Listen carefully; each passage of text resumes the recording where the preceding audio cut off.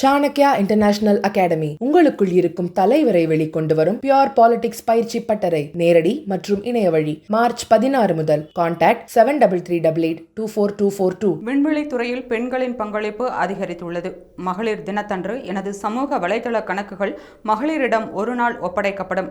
மகளிர் தங்களுடைய பதிவுகளை பகிரலாம் என மனதின் குரல் நிகழ்ச்சியில் பிரதமர் மோடி பேச்சு. முதல்வரும் பள்ளிக்கல்வித்துறை அமைச்சரும் மாறி மாறி பாராட்டிக் கொள்வதிலேயே கவனமாக உள்ளனர். மீனவர்கள் கைதுக்கு கடிதம் எழுதுவதை தவிர முதல்வர் ஸ்டாலின் என்ன செய்தார் என அதிமுக முன்னாள் அமைச்சர் ஜெயக்குமார் விமர்சனம் செய்துள்ளார். மத்திய அரசின் மும்மொழி கொள்கைக்கு எதிர்ப்பு தெரிவித்து திருநெல்வேலி பாளையங்கோட்டை ரயில் நிலையத்தின் பதாகையில் உள்ள ஹிந்தி எழுத்துக்கள் மீது கருப்பு மை பூசிய திமுகவினர். மும்மொழி கல்விக் கொள்கைக்கு எதிர்ப்பு தெரிவித்து பொள்ளாச்சி ரயில் நிலையம் பெயர் பலகையில் உள்ள ஹிந்தி எழுத்துக்களை கருப்பு மை பூசி அழித்த திமுகவினர்.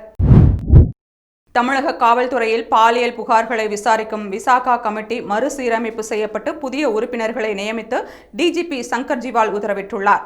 அதன்படி கமிட்டியின் தலைவராக டிஜிபி சீமா அகர்வால் தொடர்வார்.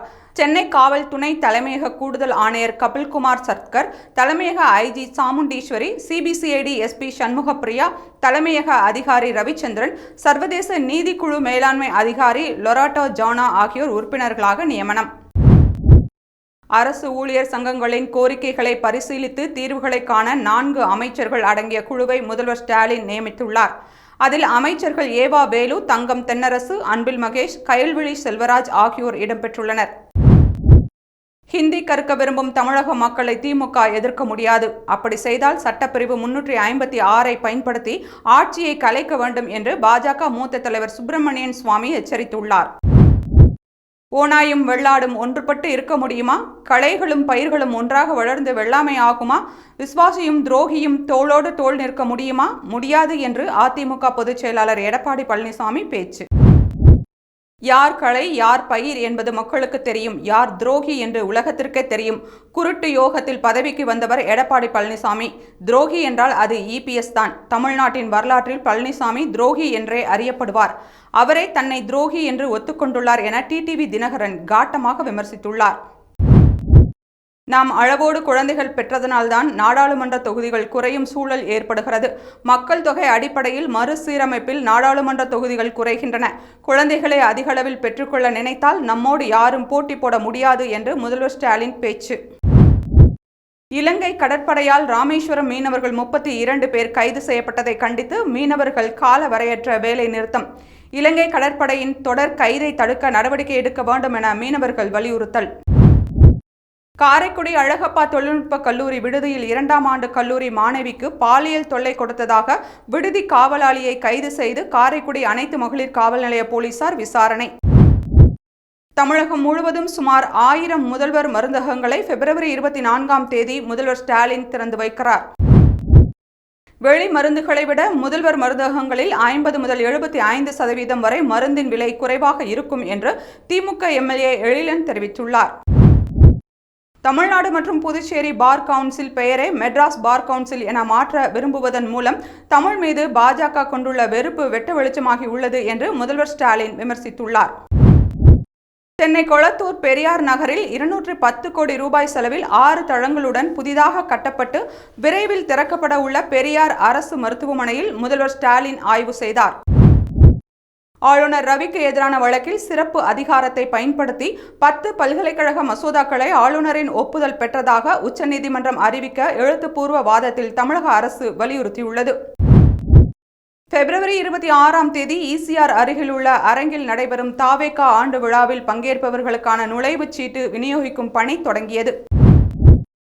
அண்ணா பல்கலைக்கழக மாணவி பாலியல் வன்கொடுமை வழக்கில் கைது செய்யப்பட்ட ஞானசேகரனிடமிருந்து 100 பவுன் தங்க நகைகள் பறிமுதல் செய்யப்பட்டுள்ளது. கூகுள் மேப் மூலமாக பள்ளிக்கரணையில் சொகுசு பங்களாக்களை நோட்டமிட்டு கொள்ளையடித்ததாக ஞானசேகரன் வாக்குமூலம். இந்தியா பாகிஸ்தான் கிரிக்கெட் போட்டியை சென்னை மெரினா மற்றும் பெசன்ட் நகர் கடற்கரைகளில் அமைக்கப்பட்டுள்ள பெரிய திரையில் கடும் வெயிலையும் பொருட்படுத்தாமல் ஏராளமான ரசிகர்கள் கண்டுகளித்தனர். தமிழகத்தில் பிப்ரவரி 25ஆம் தேதிக்கு பின் வெப்பநிலை குறைய வாய்ப்பு. இன்றும் நாளையும் வெப்பநிலை இயல்பை விட 2 முதல் 3 டிகிரி செல்சியஸ் வரை அதிகரிக்கக்கூடும் என்று வானிலை ஆய்வு மையம் தெரிவித்துள்ளது. விடுமுறை நாளான இன்று திருச்செந்தூர் சுப்பிரமணிய சுவாமி கோவிலில் அலைமோதும் பக்தர்கள் கூட்டம். நீண்ட வரிசையில் காத்திருந்து பக்தர்கள் சுவாமி தரிசனம் செய்தனர். பொள்ளாச்சி ரயில் நிலையத்தில் ஹிந்தி எழுத்துக்கள் அழிக்கப்பட்ட விவகாரத்தில் திமுகவை சேர்ந்த 5 பேர் மீது 3 பிரிவுகளின் கீழ் ரயில்வே போலீசார் வழக்கு பதிவு செய்துள்ளனர். கேரள மாநிலம் கொல்லத்தில் ரயில் பாதையின் குறுக்கே தொலைபேசி கம்பத்தை வைத்த 2 பேர் கைது செய்யப்பட்டுள்ளனர். ரயிலை கவிழ்க்க சதியா என்ற கோணத்தில் போலீசார் விசாரணை செய்து வருகின்றனர். சென்னையில் வீட்டு மனைகளுக்கான கிரயப்பத்திரம் மற்றும் பட்டா பெறுவதற்காக பிப்ரவரி 24ஆம் தேதி முதல் மார்ச் 8ஆம் தேதி வரை சிறப்பு முகாம் நடத்தவிருப்பதாக தமிழ்நாடு நகர்ப்புற வாழ்விட மேம்பாட்டு வாரியம் அறிவித்துள்ளது. இலங்கை கடற்படையினரால் தமிழக மீனவர்கள் கைது செய்யப்படும் பிரச்சினைக்கு நிரந்தர தீர்வு காண கூட்டு பணிக்குழு கூட்டத்தை உடனடியாக கூட்ட வேண்டும்.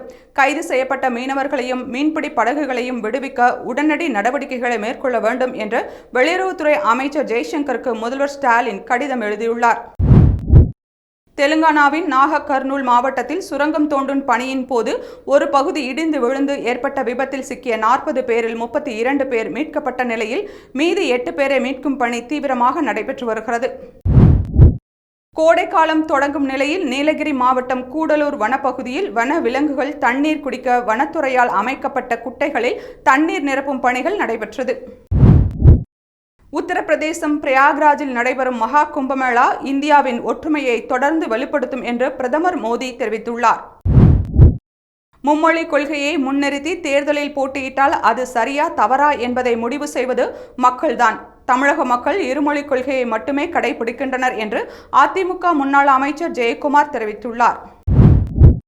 தூய அதிமுக தொண்டர்கள் வேறு கட்சிகளில் இணைய மாட்டார்கள் என்று தனது ஆதரவாளர் மருது அழகராஜ் தாவேகாவில் இணைய உள்ளதாக எழுந்த தகவலுக்கு ஓ பன்னீர்செல்வம் கருத்து.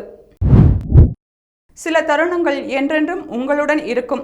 சகோதரர் தோனியுடன் விளையாடியது அதில் ஒன்று. களத்தில் தோனியுடன் இருந்தபோது எப்போதும் அமைதி, தன்னம்பிக்கை கொண்ட உணர்வு இருந்தது என்று இந்திய கிரிக்கெட் வீரர் ஷிகர் தவான் நெகிழ்ச்சி. நீலகிரியில் வரையாடுகள் எண்ணிக்கை கணிசமாக அதிகரித்துள்ளது.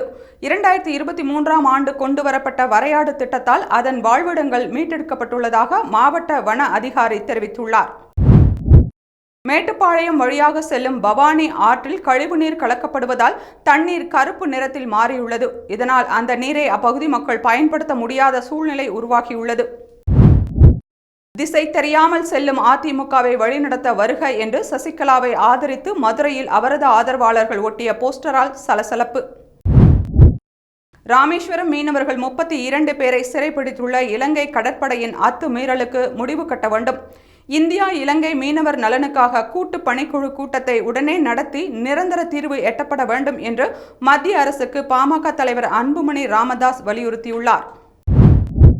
தமிழகம் முழுவதும் வட்டார போக்குவரத்து அதிகாரிகள் 19 பேரை இடமாற்றம் செய்து கூடுதல் தலைமைச் செயலர் தீரஜ்குமார் உத்தரவிட்டுள்ளார். தூத்துக்குடி இனிகோ நகர் கடற்கரையில் இருந்து இலங்கைக்கு கடத்த இருந்த 20 லட்சம் ரூபாய் மதிப்புள்ள வெளிநாட்டு சிகரெட் பண்டல்களை கியூ பிரிவு போலீசார் கைப்பற்றினர். தாய்லாந்து நாட்டின் பாங்காக் நகரில் இருந்து டெல்லி வந்த விமானத்தில் கடத்தி வரப்பட்ட 22 பாம்புகள், 23 பல்லிகள், 14 மரவட்டைகள், 1 சிலந்தி ஆகியவற்றை சுங்கத்துறையினர் கைப்பற்றினர். அவற்றை கடத்தி வந்த பயணியிடம் விசாரணை நடைபெற்று வருகிறது. சில அரசியல் கட்சிகள் இன்னும் நம் நாட்டை மொழியின் அடிப்படையில் பிரிக்க விரும்புகின்றன என தமிழக பாஜக தலைவர் அண்ணாமலை குற்றம் சாட்டியுள்ளார். இலங்கை கடற்படையால் கைது செய்யப்பட்ட ராமேஸ்வரத்தைச் சேர்ந்த 32 இந்திய மீனவர்களை விரைந்து மீட்க கோரி வெளியுறவுத்துறை அமைச்சர் ஜெய்சங்கருக்கு தமிழக பாஜக தலைவர் அண்ணாமலை கடிதம் எழுதியுள்ளார். தென்காசி காசி விஸ்வநாதர் கோவில் புனரமைப்பு பணியில் கோடிக்கணக்கில் ஊழல் நடந்துள்ளதாக குற்றம் சாட்டிய புதிய தமிழகம் கட்சித் தலைவர் கிருஷ்ணசுவாமி, அறநிலையத்துறை அமைச்சர் சேகர் பாபு நேரடியாக ஆய்வு செய்வதுடன் கோவில் கும்பாபிஷேக விழாவை 6 மாதம் தள்ளி வைக்க வேண்டும் என்று வலியுறுத்தியுள்ளார். கூட்டுறவு வங்கி நிகழ்ச்சியில் கலந்து கொள்ள அழைப்பு வந்தால் முதல் வேலையாக அந்த வங்கியின் நிதி இருப்பு சரிபார்க்கப்படும். ஆனால் ஜனதா சகாகாரி வங்கியின் விழா நிகழ்ச்சிக்கு எந்த சோதனையும் தேவையில்லை என்று சொல்லிவிட்டேன். காரணம், இது RSS நடத்தும் வங்கி என்பதால் இதன் நிதி இருப்பு மிக வலுவாக இருக்கும் என்று உள்துறை அமைச்சர் அமித்ஷா தெரிவித்துள்ளார். சட்டவிரோத மணல் குவாரிக்கு எதிராக புகார் அளித்த ஜகபர் அலி கொலை வழக்கில் கைதான 3 பேர் மீது குண்டர் சட்டத்தில் நடவடிக்கை எடுக்க CBCID பரிந்துரையின் பேரில் மாவட்ட ஆட்சியர் அருணா உத்தரவு. நாம் தமிழர் கட்சி தலைமை ஒருங்கிணைப்பாளர் சீமான் தன்னை திருமணம் செய்து கொள்வதாக கூறி ஏமாற்றியதாக நடிகை விஜயலட்சுமி 2011ஆம் ஆண்டு அளித்த புகாரின் அடிப்படையிலான வழக்கில் சீமான் மீது குற்றப்பத்திரிகை தாக்கல் செய்ய போலீசார் முடிவு செய்துள்ளனர். காங்கிரசுக்கு நான் தேவையில்லை என்று நினைத்தால் எனக்கு வேறு வாய்ப்புகள் உள்ளது என்று கேரள காங்கிரஸ் எம்பி சசி தரூர் தெரிவித்துள்ளது பெரும் அதிர்ச்சியை ஏற்படுத்தியுள்ளது. இந்தியாவில் வாக்கு சதவீதத்தை அதிகரிப்பதற்கான அமெரிக்காவின் நிதியுதவி குறித்து விசாரணை நடைபெற்று வருவதாக வெளியுறவுத்துறை அமைச்சர் ஜெய்சங்கர் தெரிவித்துள்ளார். பன்முகத்தன்மை, சம பங்கு மற்றும் உள்ளடக்கம் திட்டத்தின் கீழ் நியமிக்கப்பட்டு அமெரிக்காவின் விமானப்படை தளபதியாக இருந்த ஜெனரல் CQ பிரவுனை பதவி நீக்கம் செய்து அமெரிக்க அதிபர் ட்ரம்ப் உத்தரவிட்டுள்ளார். மகா சிவராத்திரிக்கு முதலில் வடிவம் கொடுத்தது திமுக ஆட்சிதான். முதலில் மயிலாப்பூரில் தொடங்கப்பட்ட மகா சிவராத்திரி படிப்படியாக இந்த ஆண்டு 9 கோவில்களில் மகா சிவராத்திரி விழா மிக சிறப்பாக கொண்டாட உள்ளது என்று அமைச்சர் சேகர் பாபு பேச்சு.